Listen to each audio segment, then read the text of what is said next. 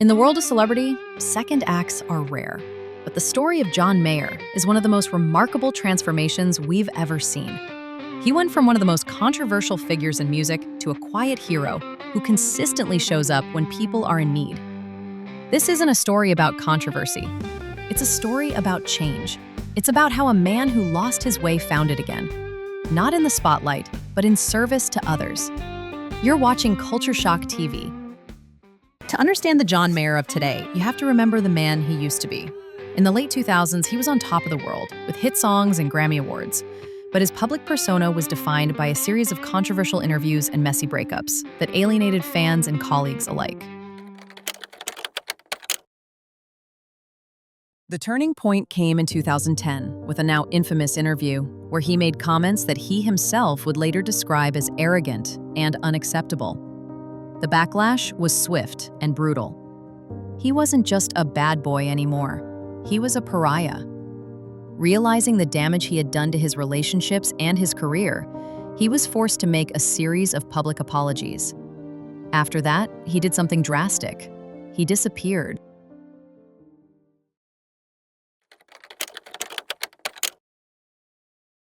John Mayer retreated from the spotlight.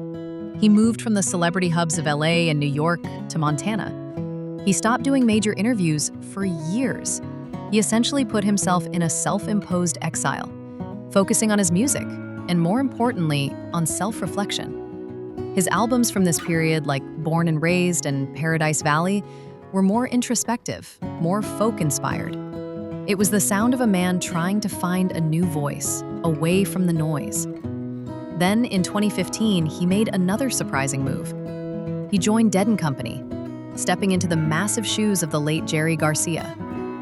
To many, this was a sign of humility, a pop superstar choosing to be part of a legacy band, serving the music rather than his own ego.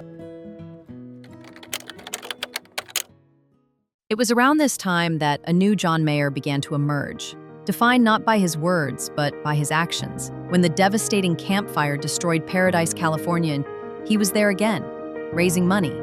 When historic floods devastated communities in his home state of Montana, he was on the ground, helping coordinate relief efforts.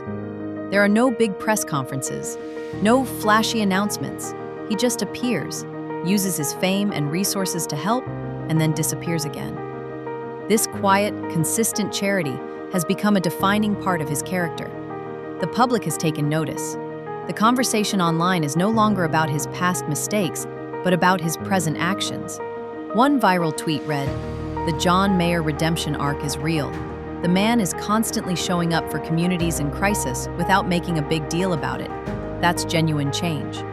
Another user posted, "He messed up, owned it, disappeared to work on himself, and came back a better person who uses his platform for good.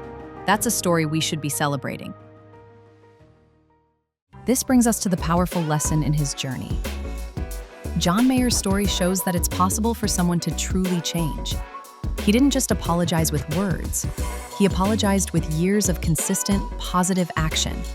He proved that growth is possible, and that a platform once used for controversy can be rebuilt into a platform for compassion. His journey is a powerful example of how to handle a public downfall.